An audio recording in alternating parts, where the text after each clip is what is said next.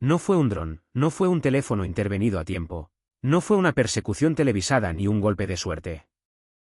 La reciente madrugada del domingo 22 de febrero de 2026. El hombre que durante años se convirtió en el objetivo prioritario de México y Estados Unidos, terminó abatido en una operación militar en Jalisco. En la zona de Tapalpa, un punto que hoy muchos buscan por primera vez en un mapa.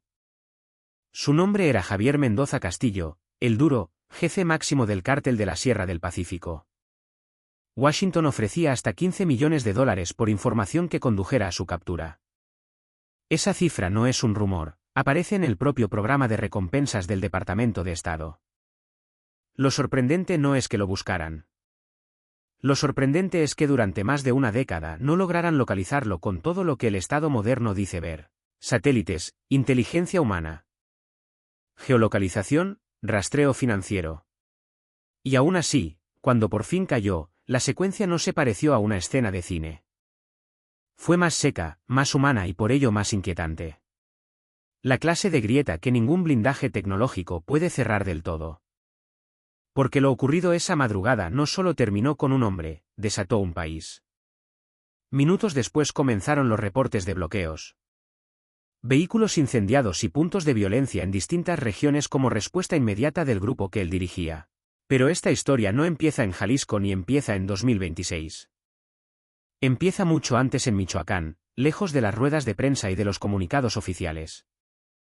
Allí, en un entorno rural donde la vida suele decidirse temprano, un niño abandona la escuela tras cursar apenas los primeros años. No hay épica en esa salida. Hay necesidad, trabajo en el campo, jornadas largas, la idea persistente de que el futuro está en otra parte. Durante años, el relato de su ascenso circularía entre expedientes, testimonios y reconstrucciones periodísticas: el joven que migra, el hombre que conoce el norte, el regreso a México y la aproximación progresiva a estructuras criminales que no reclutan con discursos, sino con oportunidades y miedo.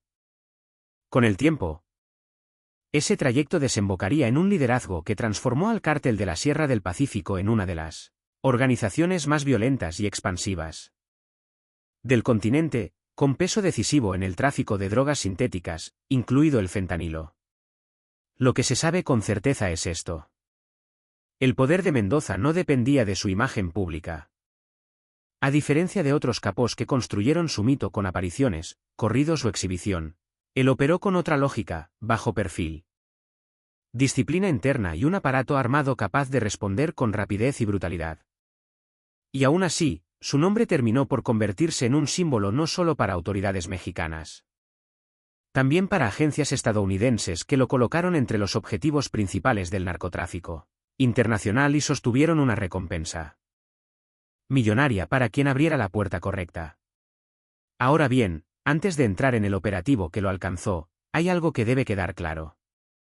La pregunta decisiva no es únicamente cómo lo localizaron. La pregunta decisiva es que falló en la estructura que lo había mantenido invisible durante tantos años.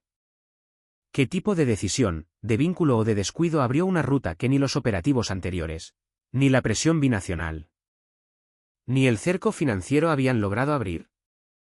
Porque esa madrugada, y esto es lo que lo vuelve diferente, el final no se trató solo de encontrar un escondite, se trató de romper un método. Y lo que ocurrió después, lo que se activó en las carreteras y en las ciudades, no fue únicamente una reacción de fuerza, fue un mensaje. Un recordatorio de que incluso sin su líder, el cártel de la Sierra del Pacífico conservaba capacidad de desestabilización inmediata. En este documental vamos a reconstruir el trayecto completo, el origen, el ascenso, la forma en que consolidó su poder, la persecución que se prolongó durante años y finalmente el operativo que lo alcanzó en Jalisco el 22 de febrero de 2026. Pero antes una advertencia. Algunas versiones sobre los detalles finos del operativo no coinciden entre fuentes y cuándo ocurra. Aquí se señalará con precisión qué está confirmado y qué pertenece a reportes preliminares. Lo que sí es indiscutible es el punto de quiebre. El líder más buscado del cártel de la Sierra del Pacífico ya no estaba huyendo. Y a partir de esa madrugada la historia dejó de ser una cacería para convertirse en una disputa por el vacío. ¿Qué quedó? Origen, migración y primeros pasos. Naranjo de Chila, un caserío del municipio de Aguililla, Michoacán. Donde el Estado suele llegar tarde y donde la rutina se mide por el trabajo del campo. No es un lugar de postales, es un punto rural marcado por la precariedad, por la migración constante y por una economía que durante décadas convivió con dos realidades paralelas: la agricultura legal y las rutas clandestinas. En esa geografía nació Javier Mendoza Castillo el 17 de julio de 1966. Los perfiles biográficos coinciden en un dato básico: su infancia transcurrió en un entorno de carencias. El abandono escolar temprano aparece repetido en reconstrucciones periodísticas y reportes de inteligencia, difundidos en medios. El patrón es conocido en esa región: cuando la casa no alcanza, los hijos trabajan. Y cuando el trabajo local no ofrece salida, la frontera se convierte en destino. Años después, ya en Estados Unidos y sin estatus migratorio regular, su vida entra en otra lógica, la del delito de baja escala, que en ciertos barrios opera como economía inmediata. Las fuentes coinciden en que en California, Mendoza se vinculó al narcomenudeo y en septiembre de 1992 él y su hermano Andrés fueron detenidos en San Francisco tras una operación con agentes encubiertos por la venta de heroína. La consecuencia fue previsible y contundente: proceso federal, prisión y deportación. El propio resumen biográfico que circula en medios internacionales sobre su trayectoria lo presenta como un caso típico de ida y vuelta fronteriza.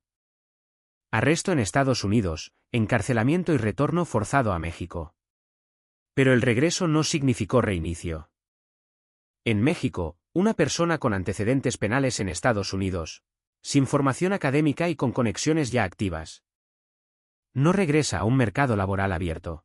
Regresa a un mapa de oportunidades cerradas donde las puertas que sí se abren suelen tener condiciones. Y una de esas rutas lo conduce al noroeste, Tijuana en los años 90, una ciudad que no solo era frontera, sino un sistema completo con reglas internas, jerarquías y violencia como lenguaje de control.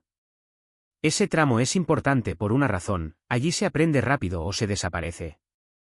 Y los reportes sobre Mendoza coinciden en que en esa etapa comenzó a construir relaciones y a entender el funcionamiento de estructuras criminales más sofisticadas que el narcomenudeo que lo había llevado a prisión.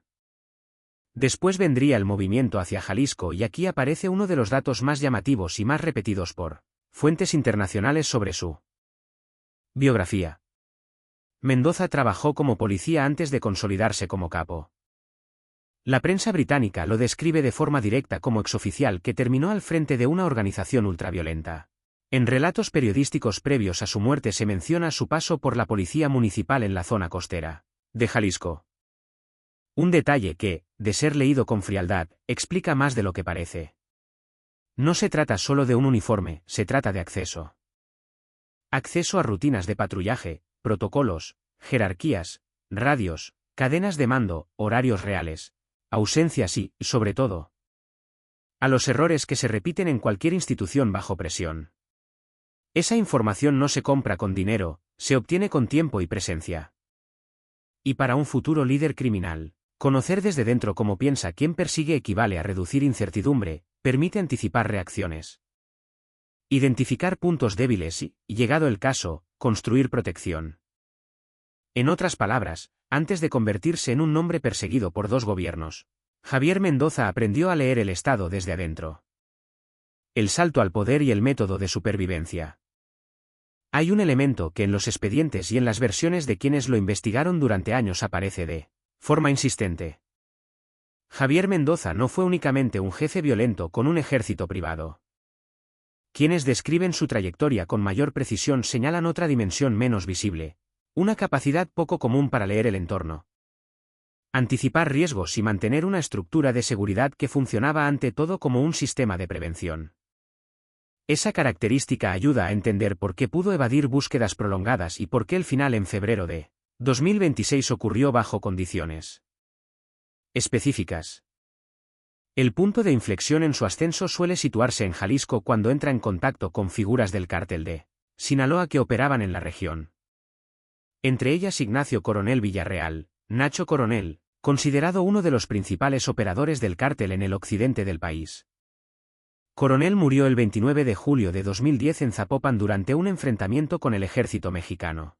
La muerte de Coronel no solo cerró una etapa, alteró los equilibrios.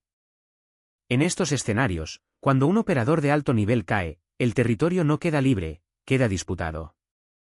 Se abren fracturas, se reacomodan lealtades y aparecen oportunidades que solo aprovecha quien está preparado para ejecutarlas con rapidez. Ahí es donde, según múltiples reconstrucciones periodísticas, se consolida la alianza de Mendoza con Éric Valencia Salazar, el 85. Y otros cuadros procedentes del Cártel del Milenio. Distintas fuentes sitúan el nacimiento del Cártel de la Sierra del Pacífico en los años finales de la década de 2000 como una escisión y posterior reorganización con base en Jalisco. Lo que ocurre a partir de entonces es una expansión sostenida. El Cártel de la Sierra del Pacífico crece con una lógica que combina control territorial, disciplina interna y violencia dirigida a mandar señales. Con el tiempo, el grupo se convertiría en uno de los principales actores del tráfico internacional de drogas, incluyendo metanfetamina y fentanilo. Y en una amenaza prioritaria para México y Estados Unidos. Sin embargo, la pregunta clave es otra: ¿cómo logró durar tanto tiempo en la cima? Investigadores y cronistas coinciden en un rasgo operativo. Mendoza desarrolló un método de supervivencia basado en desconfianza sistemática y movilidad. No era un jefe que se expusiera de manera regular. Reducía rutinas, variaba trayectos, evitaba patrones predecibles y limitaba al máximo el uso de medios de comunicación que pudieran rastrearse. Estas decisiones, tomadas día tras día, explican por qué su localización se volvió un problema crónico para las autoridades. También explican la geografía de su resguardo. Las fuerzas de seguridad sospechaban desde hacía años que se movía en zonas rurales y serranas del occidente del país: Jalisco, Michoacán, Nayarit y Colima. Terrenos que favorecen la vigilancia por parte de comunidades controladas o intimidadas y dificultan una operación de captura sin filtraciones. En ese contexto, cada golpe contra su entorno fue insuficiente para detener la organización. Incluso cuando la presión alcanzó a su círculo familiar, el aparato continuó funcionando. Un ejemplo decisivo fue la caída de su hijo, Rubén Mendoza González. El Menchito fue detenido en 2015, extraditado a Estados Unidos en febrero de 2020 y más tarde condenado por un jurado federal en septiembre de 2024. En marzo de 2025 recibió una sentencia de cadena perpetua en un tribunal federal estadounidense. Aún así, el liderazgo no se desmoronó en ese momento, y esa resistencia sugiere una estructura diseñada para operar incluso bajo presión: células, mandos regionales y una capacidad de respuesta que, como se vería tras la muerte de Mendoza, podía activarse de manera coordinada en cuestión de horas. Por eso, cuando se informa que el operativo final tuvo lugar en la zona de Tapalpa, Jalisco, la madrugada del 22 de febrero de 2026. El dato geográfico no es un detalle menor, es parte del mismo método. La sierra como barrera, la distancia como protección y el silencio como regla. Territorio, vigilancia y una pista que cambió el tablero. Talpa de Allende suele aparecer en las guías por una razón muy distinta a la que interesa en esta historia: su santuario y la devoción a la Virgen del Rosario de Talpa, que cada año convoca peregrinaciones masivas y coloca al municipio en el mapa religioso de Jalisco. Sin embargo, en el lenguaje del crimen organizado, los lugares no se definen por su postal, sino por su utilidad. Durante años, distintas reconstrucciones periodísticas situaron la Sierra del Occidente, con municipios como Talpa y zonas cercanas, como parte del corredor donde el Cártel de la Sierra del Pacífico podía moverse con ventaja: caminos secundarios, relieve difícil, comunidades pequeñas y una vigilancia social que por miedo o por control puede convertir un territorio en un sistema de alerta temprana. Esa imagen es clave para entender el problema que enfrentaron sus perseguidores. ¿Cómo se llega a un hombre que convirtió la discreción en un método? No se trata de una sola fortaleza ni de un solo escondite. Se trata de una red de hábitos, movilidad, cambios constantes, filtros humanos y una reducción deliberada del contacto con todo aquello que deje rastro. Y aún así, las cacerías largas rara vez se resuelven con un hallazgo espectacular. Se resuelven con acumulación, con piezas pequeñas que por separado dicen poco, pero juntas dibujan un patrón. En esa lógica, 2021 fue un año silenciosamente relevante. El 15 de noviembre de 2021, el ejército detuvo en Zapopan a Rosalinda González Valencia, esposa de Mendoza, a quien investigaciones federales señalaban por presuntas funciones en el circuito financiero del grupo. Ese dato tiene un matiz importante para el rigor. Rosalinda ya había sido detenida en 2018 y luego obtuvo la libertad bajo proceso. En 2021 fue reaprehendida. Años después fue sentenciada en diciembre de 2023 a 5 años por operaciones con recursos de procedencia ilícita y posteriormente obtuvo su liberación en febrero de 2025. Según reportes de prensa, lo significativo para esta historia no es solo la detención, es lo que vino después. Analistas suelen anticipar que cuando se toca el círculo personal de un líder, el grupo responde con demostraciones inmediatas de fuerza para imponer costo político. En este caso, no hubo una reacción pública proporcional en ese instante. Lo que predominó fue el repliegue, menos exposición, más restricciones, menos intermediarios. En términos operativos, ese tipo de ajuste no es un silencio vacío, es un cambio de conducta, y los cambios de conducta dejan huellas. Con el tiempo, esas piezas comenzaron a alinearse con una geografía concreta, y esa geografía vuelve a la Sierra de Jalisco. Por eso, cuando en la madrugada del 22 de febrero de 2026 se reporta que Mendoza fue abatido durante un operativo militar en Tapalpa, Jalisco, el dato no suena a casualidad, sugiere que la persecución logró identificar un corredor real de resguardo, no un rumor. Todavía no es momento de entrar en el detalle fino de cómo se cerró el cerco. Algunas versiones difieren en aspectos específicos y cuando aparezcan se distinguirá con claridad lo confirmado de lo preliminar. Lo que sí se puede afirmar es el mecanismo general, años de seguimiento, un ajuste de patrones y una oportunidad que finalmente no se repitió. La madrugada del 22 de febrero y el silencio antes del anuncio. Hay una parte de este episodio que todavía exige prudencia. En las primeras horas circularon versiones que no coinciden en todos los detalles, tiempos exactos, número de participantes, secuencia táctica. Incluso el detonante específico que permitió ubicar el objetivo. En una operación de este nivel, el ruido informativo aparece de inmediato y se mezcla con filtraciones, cálculos políticos y mensajes de propaganda. Pero hay algo que sí aparece con consistencia en las fuentes más sólidas: la operación no fue improvisada. Fue un golpe planeado. Ejecutado con preparación previa y con inteligencia acumulada. Reuters informó que se trató de una incursión con apoyo de información proporcionada por Estados Unidos. La madrugada del domingo 22 de febrero de 2026. Las fuerzas federales mexicanas se desplazaron hacia la zona serrana de Jalisco con foco en el corredor de Tapalpa y áreas cercanas. La elección del terreno no era un accidente. Esa geografía, monte, caminos secundarios, barrancas, puntos ciegos naturales, favorece la defensa. Dificulta la movilidad de unidades grandes y convierte cualquier operación en un problema logístico.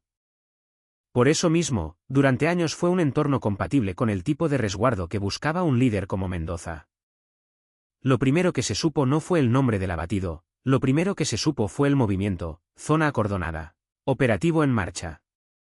Despliegue de fuerzas, comunicaciones cortadas en ciertos puntos y un patrón que en México funciona como termómetro inmediato del resultado. Porque casi al mismo tiempo, y esto es lo que convierte el episodio en un parteaguas, empezaron las reacciones. Bloqueos en carreteras. Vehículos incendiados, tramos cerrados, ataques coordinados para frenar desplazamientos. Sembrar temor y mostrar capacidad de respuesta. Reuters reportó incendios de vehículos en Jalisco tras una operación federal, citando al gobernador del estado. Y lo más inquietante fue la extensión. En cuestión de horas, los reportes se multiplicaron en distintos puntos del país. Según una síntesis de seguimiento de hechos publicada por México News Daily, las acciones se registraron en al menos 7 estados. Entre ellos Jalisco, Michoacán, Colima, Tamaulipas, Guanajuato y Aguascalientes. Otras coberturas hablaron de violencia en un número aún mayor de estados, lo que refuerza la idea central. No fue un estallido espontáneo. Fue una activación coordinada. Ese tipo de respuesta no ocurre por accidente. Requiere cadena de mando, puntos de control, logística y un mensaje que se transmite con rapidez. Y por eso, durante las primeras horas, la pregunta real no fue ¿qué está pasando?, sino en qué ocurrió exactamente en la sierra para que el cártel de la Sierra del Pacífico reaccionara así. En esos momentos, la confirmación oficial se vuelve un acto de alto riesgo. No es solo publicar una noticia, es aceptar que el Estado acaba de golpear la cabeza de una organización con capacidad de represalia inmediata. Es activar consecuencias que ya están en marcha y que se vuelven más difíciles de contener cuando el hecho se vuelve irreversible y público. Los testimonios periodísticos describieron una cautela inusual, fuentes hablando bajo anonimato, respuestas medidas, frases incompletas. Pausas largas antes de negar o confirmar. Y ese silencio, más que una estrategia de comunicación, se parecía a otra cosa, a la conciencia de que una vez pronunciado el nombre, el país entero iba a entrar en otra fase. Porque confirmar la muerte de Guelduro no era cerrar una historia, era abrir otra. El vacío de poder y la pregunta que define todo. Las reacciones coordinadas en varios estados fueron la demostración inmediata de que no se trataba de un episodio local. Mostraron en tiempo real dos cosas a la vez: la capacidad logística del cártel de la Sierra del Pacífico para activar presión territorial y, al mismo tiempo, el inicio de una fase nueva, incierta y potencialmente más volátil. Conviene detenerse un momento aquí porque hay una idea que resulta indispensable para comprender lo que viene. Cuando una organización de este tamaño pierde a su máximo líder, el día siguiente no sigue una línea simple. No ocurre que una estructura así se apaga de un golpe. Lo que sucede casi siempre es más peligroso: el mando central deja de contener fuerzas que ya existían. Dentro de una organización criminal consolidada hay, por definición, células regionales que llevan años operando con márgenes de autonomía. Hay responsables de plaza, coordinadores de rutas, mandos de seguridad y operadores financieros que conocen el negocio con o sin una figura visible al frente. Y también hay algo más: ambiciones acumuladas. Mientras un liderazgo fuerte permanece, muchas rivalidades se mantienen contenidas por una mezcla de disciplina, miedo y conveniencia. Pero cuando esa figura desaparece, esas tensiones internas buscan salida. Entonces aparecen tres riesgos principales simultáneos. Fragmentación interna, mandos regionales intentando convertirse en la autoridad real sin reconocer un centro. Disputas por sucesión, luchas entre figuras con poder comparable, cada una respaldada por su propia red, y oportunismo externo, grupos rivales intentando ocupar territorio, rutas o mercados antes de que se restablezca el control. Por eso lo que se dijo desde el análisis de seguridad desde las primeras horas fue coherente. El golpe era enorme. Posiblemente el más relevante en años, pero el tramo siguiente podía ser igual o más complejo. No porque la operación haya fallado, sino porque el día después de un golpe así siempre abre escenarios nuevos. Sin embargo, todo eso pertenece a la fase que viene después. Por ahora, hay que volver al punto exacto donde todo cambió: la madrugada en la Sierra de Jalisco. El operativo que venía preparándose y que terminó con el abatimiento de Mendoza. Y aquí aparece la pregunta que domina todo: ¿cómo lo encontraron? Esa pregunta es la correcta por una razón simple: el cómo explica mucho más que el qué. La muerte de un líder es un hecho. El método que permite llegar a él es una señal sobre el funcionamiento real de la persecución, sobre el nivel de infiltración, sobre la inteligencia acumulada y, sobre todo, sobre el tipo de error humano o estructural que volvió posible el final. Esa respuesta es la pieza más relevante de toda esta historia. Y sí, la vamos a contar, pero antes hay que entender por qué el hallazgo fue tan difícil. Porque Mendoza había construido un modelo de supervivencia basado en un principio: lo que hoy protege, mañana delata. Para él, cualquier herramienta moderna podía convertirse en un rastro. Un teléfono no era solo un objeto, era una señal. Un dispositivo conectado no era solo una comodidad, era una vulnerabilidad. Un contacto habitual no era solo una rutina, era un patrón. Esa desconfianza marcó su manera de operar. No se trataba únicamente de esconderse en un lugar remoto. Se trataba de reducir al máximo las huellas repetibles, evitar hábitos, limitar el número de personas con acceso real, controlar los tiempos. Desconfiar de la comunicación directa, mantener la distancia incluso con los propios. Por eso, durante años, muchos intentos fracasaron.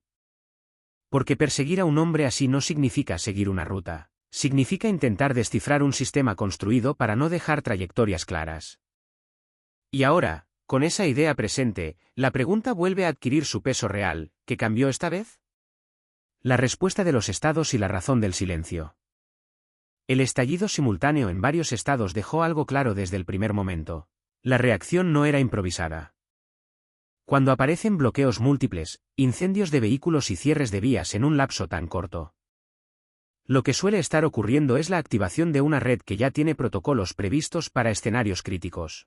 En Jalisco, el gobernador Pablo Lemus Navarro confirmó públicamente que se había realizado una operación federal en Tapalpa y ante los hechos posteriores activó medidas de emergencia. Reuters recogió su comunicación a través de redes sociales y reportó la quema de vehículos tras el operativo. En paralelo, en Michoacán, el gobernador Alfredo Ramírez Bedoya instruyó la instalación inmediata de una mesa de seguridad con autoridades estatales y federales. Según reportes que compilaron reacciones oficiales ante los disturbios, la violencia se extendió con rapidez. Jalisco y Michoacán fueron solo el inicio. Medios y agencias describieron incidentes y alertas que alcanzaron a otros estados del occidente y del norte del país. France 24 informó de bloqueos e incendios en vías del oeste mexicano y Reuters reportó que el alcance superó la frontera estatal de Jalisco en cuestión de horas. Ese contexto explica dos decisiones que vistas desde fuera pueden parecer contradictorias. Los gobiernos estatales comunicaban y pedían resguardo porque la situación estaba activa y afectaba movilidad, transporte y seguridad pública. Al Jazeera y otros medios recogieron que en Jalisco se pidió a la población permanecer en casa y se suspendió el transporte público. A nivel federal, al comienzo predominó la cautela comunicativa, con confirmaciones indirectas y fuentes bajo anonimato, mientras se preparaba el mensaje formal.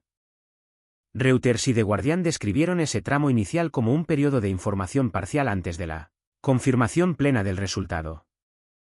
¿Por qué ese silencio relativo en un momento en que el país entero ya veía las consecuencias? Una razón evidente es la verificación. En operaciones de alto valor, la confirmación de identidad exige procedimientos, cotejos, registros, evidencia física y cadena de custodia. No es un detalle administrativo, es la diferencia entre un anuncio irreversible y un error que el Estado no puede permitirse. Pero hay otra razón más delicada que suele pesar en este tipo de golpes, lo que se recupera en el sitio. No solo el resultado principal, también el material asociado al objetivo, armas, documentación, comunicaciones, dispositivos, listas, rutas, contactos. Ese tipo de hallazgos puede ser tan relevante como el abatimiento mismo. Porque abre líneas de investigación y al mismo tiempo puede desencadenar nuevas reacciones si se hace público demasiado pronto. Por eso, en esas horas, cada frase medía sus consecuencias. Confirmar la muerte de Mendoza no era solo informar. Era aceptar de manera pública que el Estado acababa de cruzar un umbral que activaría respuestas adicionales, internas y externas de la organización. Y mientras el país seguía viendo bloqueos, incendios y cierres, la pregunta volvió con más fuerza porque ya no era curiosidad. ¿Era la pieza que explicaba todo lo demás, que permitió ubicarlo esta vez? El tamaño del objetivo y la grieta humana. Antes de explicar qué permitió ubicarlo, hay que dimensionar con precisión quién fue Javier Mendoza Castillo y por qué su caída no se trata de un episodio más dentro del crimen organizado. Bajo su mando, el Cártel de la Sierra del Pacífico dejó de ser una estructura regional y pasó a operar como un aparato con alcance nacional e internacional, con capacidad de control territorial, disciplina armada y un componente financiero capaz de sostenerse, ocultarse y reinvertirse. Las autoridades de Estados Unidos lo han descrito reiteradamente como una de las organizaciones criminales más poderosas y violentas vinculadas a la crisis de drogas sintéticas. Ese reconocimiento no se quedó en la retórica. En febrero de 2025, el gobierno de Estados Unidos designó al Cártel de la Sierra del Pacífico como organización terrorista extranjera, FTO. Una categoría que eleva el marco legal de persecución y habilita herramientas propias de la lucha antiterrorista. La designación aparece en la notificación oficial del Federal Register y es citada por la DEA en su Información Pública sobre Cárteles. A la par, Mendoza era un objetivo prioritario en listas de búsqueda. El Departamento de Estado mantuvo una recompensa de hasta $15 millones por información que condujera a su arresto y o condena. En México, la entonces Procuraduría y autoridades federales anunciaron una recompensa de $30 millones por información que llevara a su captura. El dato fue reportado por Reuters y otros medios desde 2018. Dos gobiernos, dos sistemas de inteligencia, años de persecución, recompensas millonarias y aún así durante mucho tiempo no hubo resultado definitivo. Esa aparente contradicción se explica por su método. Mendoza entendió algo elemental: la tecnología que hoy ayuda a controlar, mañana puede exponer.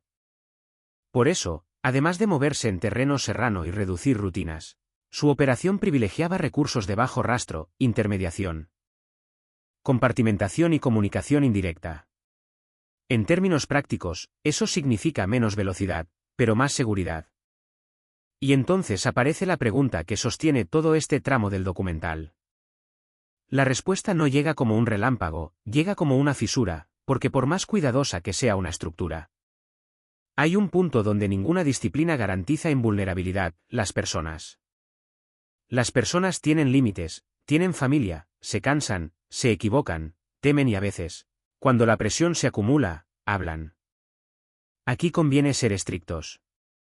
Por ahora no hay una confirmación pública única y definitiva sobre quién fue la fuente o qué pieza exacta permitió cerrar el cerco. Lo que sí han indicado medios con acceso a fuentes de seguridad es que el operativo contó con inteligencia y apoyo informativo de Estados Unidos y que la operación fue preparada, no fortuita. Dicho de otro modo, lo ocurrido en Tapalpa no empezó en Tapalpa. Empezó antes, con la acumulación de datos, vigilancia, cambios de patrón y probablemente con una decisión humana dentro de una cadena que hasta entonces parecía sellada. Y cuando esa clase de grietas se abre, todo lo demás, bloqueos, incendios, cierres, respuestas coordinadas, se vuelve una consecuencia. La filtración interna y el declive silencioso. Lo que hoy se conoce con mayor solidez apunta en una dirección incómoda. La clave no habría sido un avance técnico, sino una fisura interna. El 23 de febrero de 2026, el ministro de Defensa de México, Ricardo Trevilla, declaró que la información que condujo a la captura y muerte de Mendoza provino de una pareja sentimental. Reuters lo reportó como el dato central del parte oficial posterior al operativo. Ese detalle, si se confirma plenamente en todas sus implicaciones, explica por qué el operativo tuvo una característica que no siempre se consigue en operaciones de esta naturaleza: oportunidad. Durante años muchos intentos quedaron cortos, no por falta de fuerzas, sino por lo mismo que arruina casi todas las cacerías largas. La información llegaba tarde, incompleta o contaminada. Cuando el aviso llega a tiempo y desde el lugar correcto, el mapa cambia por completo. Y aquí aparece la paradoja que termina por definir su final. Mendoza construyó su seguridad sobre la desconfianza, sobre la reducción de huellas, sobre la idea de que la tecnología era una amenaza. Sin embargo, el elemento más difícil de controlar no es un dispositivo, es la voluntad humana.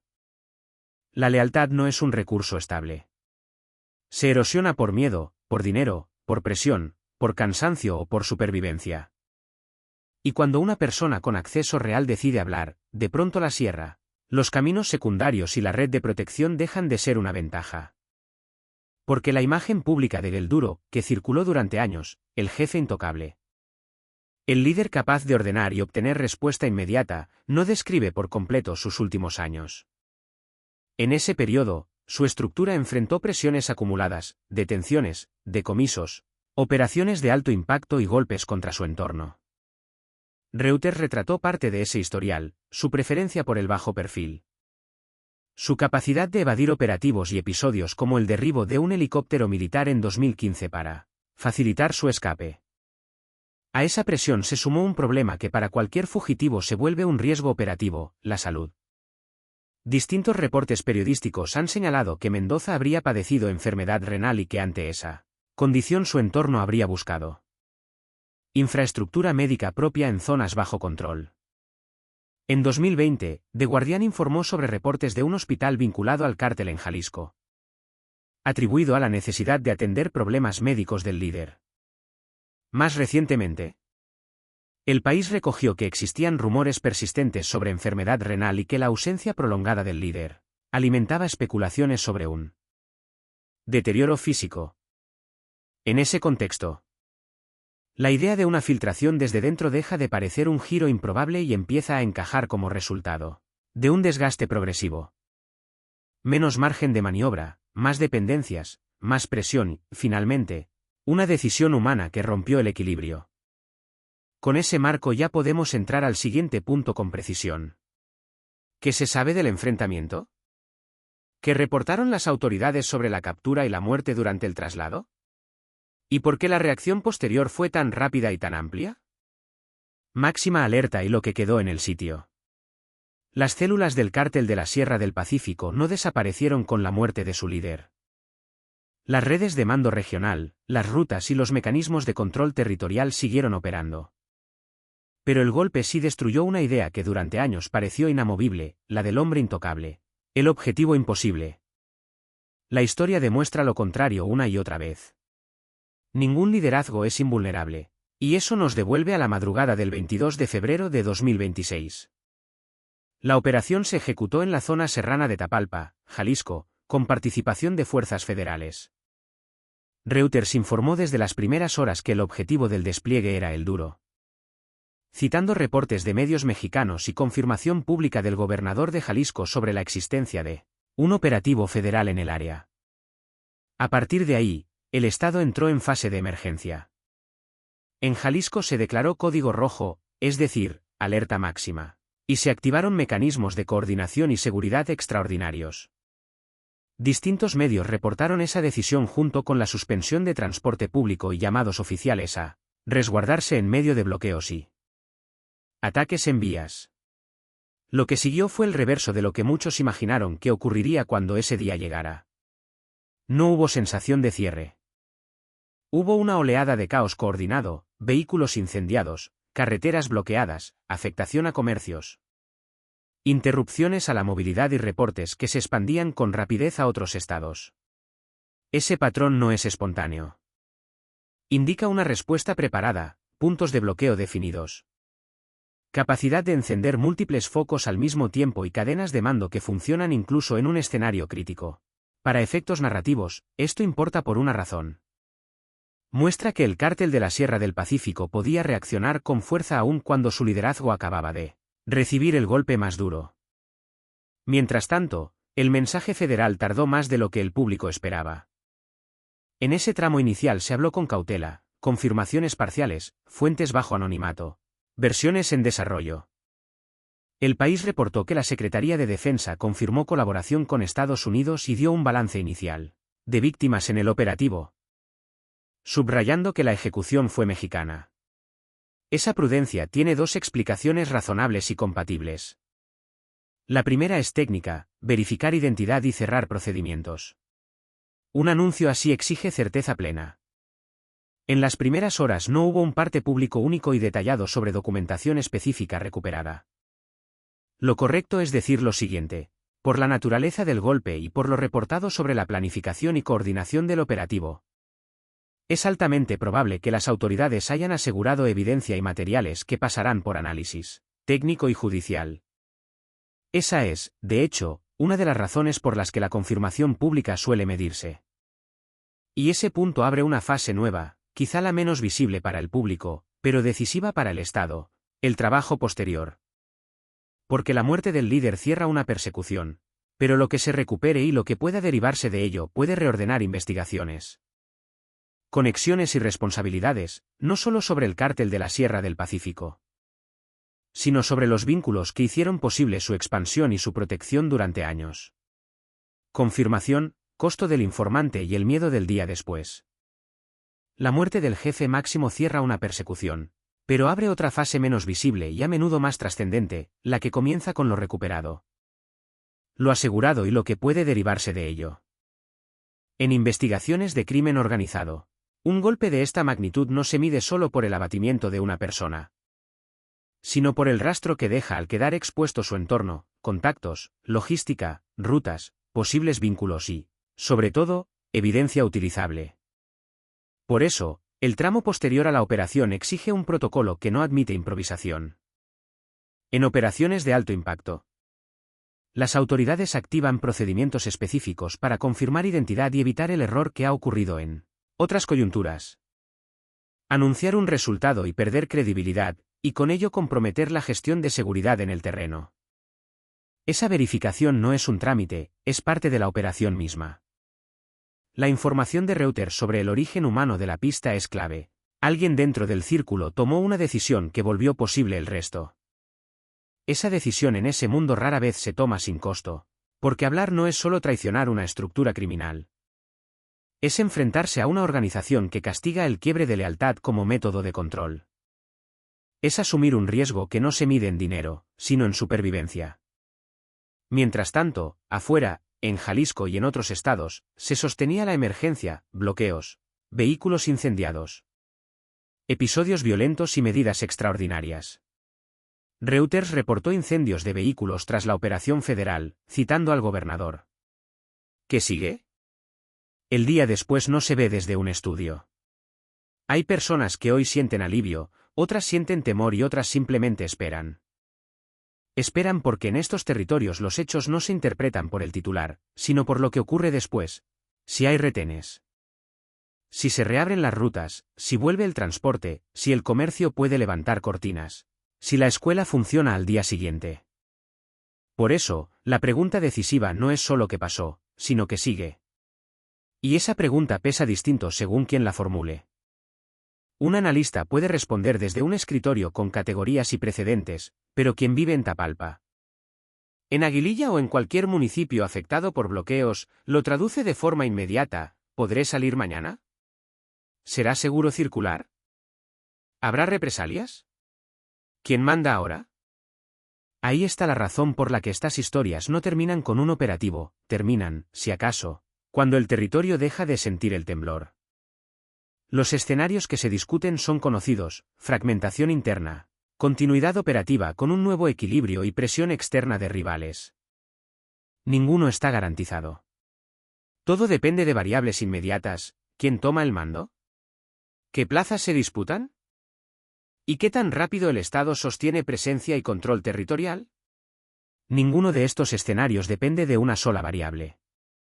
Depende de quién mueve primero, de qué mandos retienen recursos reales, de qué alianzas se sostienen sin la figura que imponía disciplina y de cuánta información queda expuesta tras el operativo. Y aquí entra un dato que hace este caso especialmente delicado. Las autoridades han descrito que la pista decisiva provino de dentro del círculo cercano, y esa ruptura de confianza se confirma como eje del golpe. Entonces, el cártel de la Sierra del Pacífico no solo enfrenta un vacío de mando, enfrenta paranoia interna. Y la paranoia en estas estructuras suele generar purgas, ajustes y reacomodos violentos. Por eso lo que ocurrió el 22 de febrero no cierra el capítulo, abre el tramo más incierto. Cooperación binacional y la cara humana de la represalia. Lo único seguro a esta altura es que el Estado mexicano tendrá que prepararse para administrar una transición, con riesgos múltiples. Y en esa preparación, el material asegurado tras el operativo, todo lo que pueda convertirse en evidencia o inteligencia procesable, será determinante para anticipar movimientos, desactivar células y proteger puntos críticos. En las próximas horas y días, la prensa internacional va a subrayar un aspecto que no es menor: el contexto político en el que se produjo este golpe. La cooperación México-Estados Unidos en seguridad ha atravesado años de fricción pública, debate sobre alcances, límites, intercambio de información y tensiones de soberanía. Aún así, en este caso, la operación deja un indicio claro de que ciertos canales siguieron operando donde más importa: en la inteligencia. La Secretaría de la Defensa Nacional confirmó que contó con información complementaria de autoridades estadounidenses en el marco de coordinación bilateral y recalcó que la ejecución del operativo fue mexicana. Reuters también informó que la misión se realizó con apoyo informativo de Estados Unidos, de acuerdo con una fuente gubernamental. La operación evidenció que, pese a tensiones públicas, la coordinación de inteligencia entre México y Estados Unidos siguió activa. Al menos en este caso. La respuesta violenta posterior, bloqueos e incendios, Recordó que la organización conservaba capacidad de alterar la vida cotidiana en cuestión de horas. ¿Quiénes ejecutan las órdenes y por qué una estructura así sobrevive a todo? No son piezas abstractas, no son solo células o halcones en un parte policíaco. Son personas con biografías reales, con trayectorias que casi nunca aparecen en los análisis. Jóvenes reclutados por necesidad. Hombres sometidos por coerción. Empleados de ocasión convertidos en operadores y también individuos que encuentran en estas organizaciones algo que el Estado no les ofreció. Pertenencia, salario, protección o sentido de identidad. Nada de eso justifica el daño, pero sí explica por qué incluso cuando cae un líder, la maquinaria no se detiene.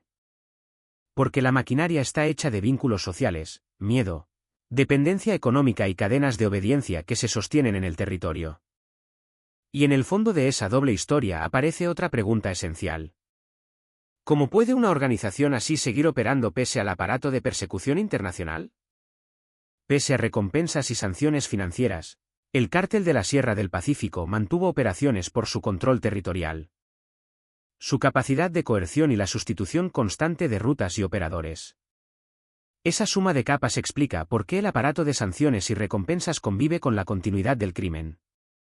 Porque no se combate únicamente un individuo, sino un sistema que se alimenta de mercado, territorio y debilidad institucional.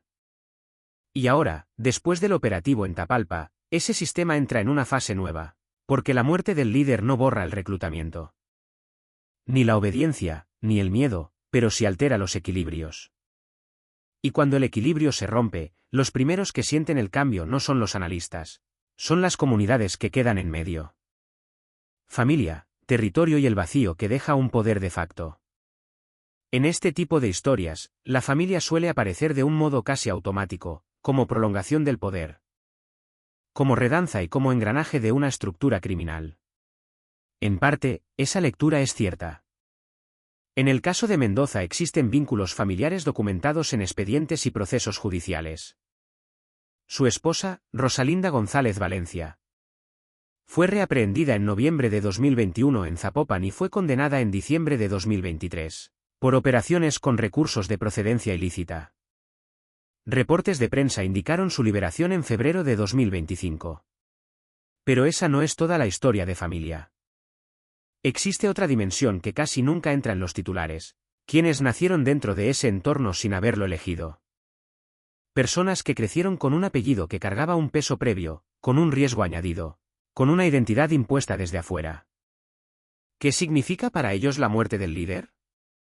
Es una pregunta que probablemente no tendrá respuesta pública, no porque no exista, sino porque nadie la dirá en una conferencia.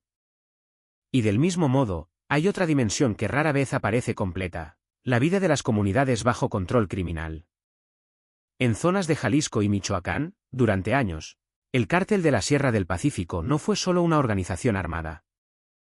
Fue también un poder territorial que en ocasiones ocupó funciones que el Estado no cumplía de manera efectiva. Regulación informal de conflictos. Control de seguridad local según su propia lógica. Empleo directo o indirecto y una economía paralela que para muchas familias era la única economía disponible. Este fenómeno, la sustitución de funciones estatales por actores armados, no es nuevo ni exclusivo de México. Pero aquí adquiere un peso particular por la escala y la violencia, y obliga a una conclusión incómoda, cuando el Estado llega solo con operativos. Pero no llega con servicios, instituciones y permanencia, el territorio queda expuesto a una repetición del ciclo. Por eso, quienes trabajan en construcción de paz, desarrollo comunitario y seguridad suelen insistir en un punto que rara vez se mantiene en la conversación pública. Un golpe operativo puede ser necesario, pero no es suficiente si no hay una estrategia posterior. Presencia institucional sostenida. Acceso a empleo legal, justicia funcional, protección para la población y control territorial real. El vacío que queda puede resultar tan peligroso como lo anterior, porque invita a disputa. Y ahora, con esta idea en mente, volvemos al lugar donde se definió todo, las montañas de Jalisco, la madrugada del domingo. Hay un detalle que suele mencionarse de paso, pero merece atención. El nivel de preparación logística que requiere un operativo en sierra contra un objetivo de este valor no se accede con un despliegue rutinario. Se necesita control de rutas, coordinación interinstitucional, capacidad médica, comunicación táctica y un plan de extracción. Y todo eso, además, bajo la premisa de que el objetivo cuenta con vigilancia previa y con tiempo de reacción.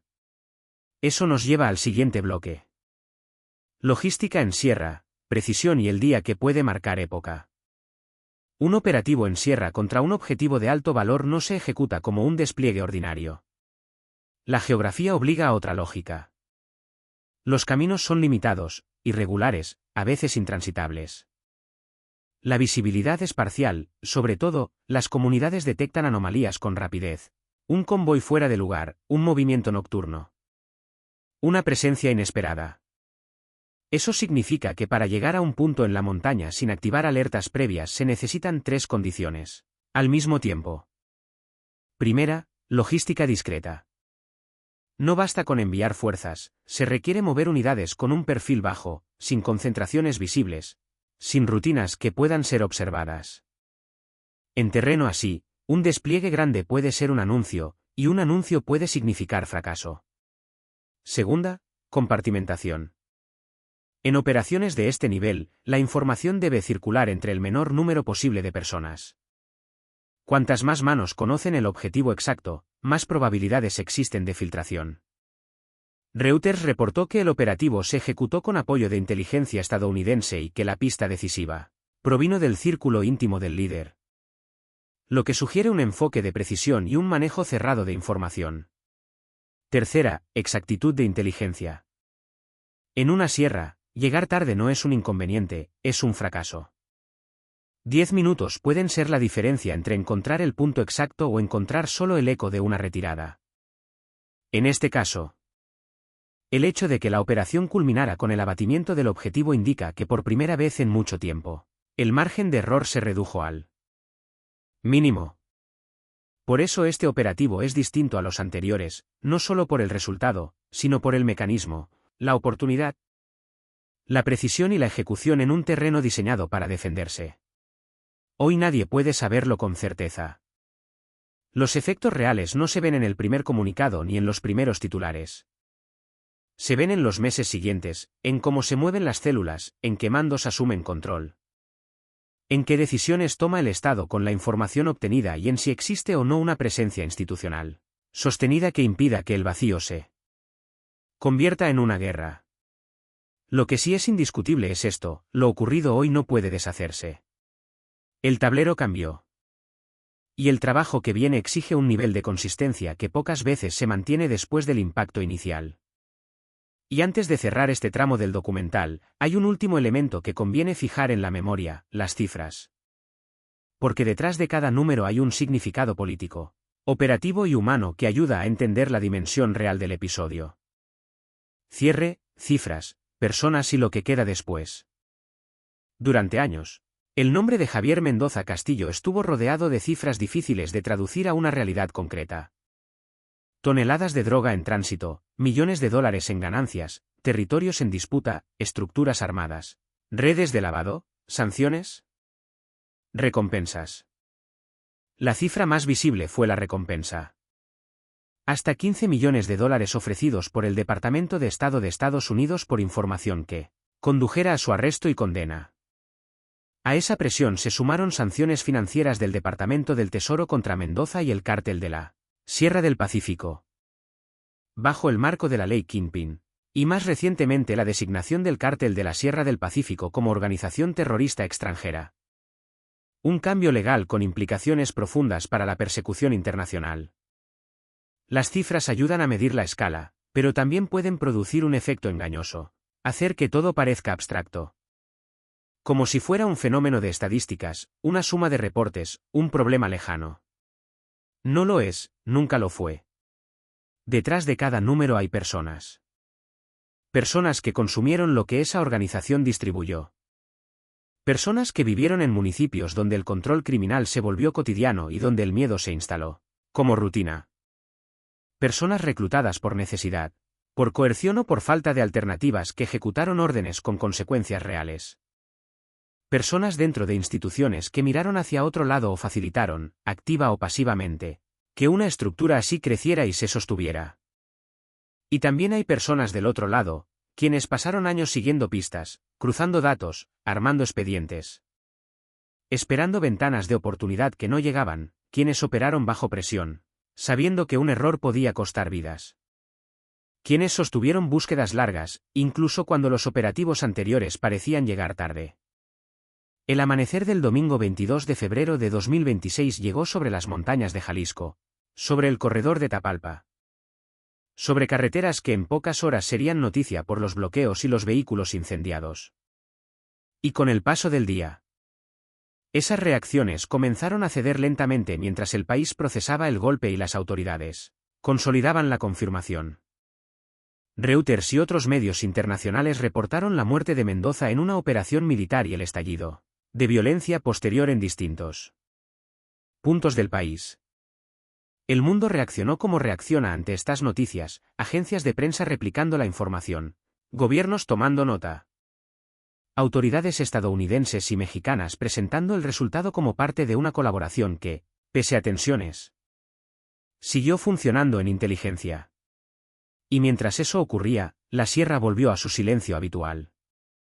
Ese silencio que no explica nada por sí mismo, pero que lo contiene todo. Porque esta historia no termina con un comunicado. Lo que queda es lo que siempre queda, preguntas que no se responden en público, información que se analiza durante meses. Nombres que podrían surgir de esa evidencia. Investigaciones que podrían abrirse y un territorio que entra en una fase nueva con incertidumbre y disputa. Naranjo de Chila, Michoacán, un origen rural, una migración, un regreso, una escalada. Décadas de violencia y poder y un final en la sierra de Jalisco. Un nombre que durante años fue el más buscado y que desde la madrugada del 22 de febrero de 2026 dejó de estar prófugo. Lo que viene ahora es la parte más larga, el después. Y ese después se escribe en los meses siguientes. Gracias por ver este documental hasta el final. Si quieres que sigamos reconstruyendo estas historias con rigor y contexto, suscríbete, activa la campana y deja un comentario. ¿Crees que la caída de El Duro reducirá la violencia o solo cambiará de forma? Y si deseas continuar, en pantalla tienes otro documental del canal. Haz clic y sigue con la siguiente historia.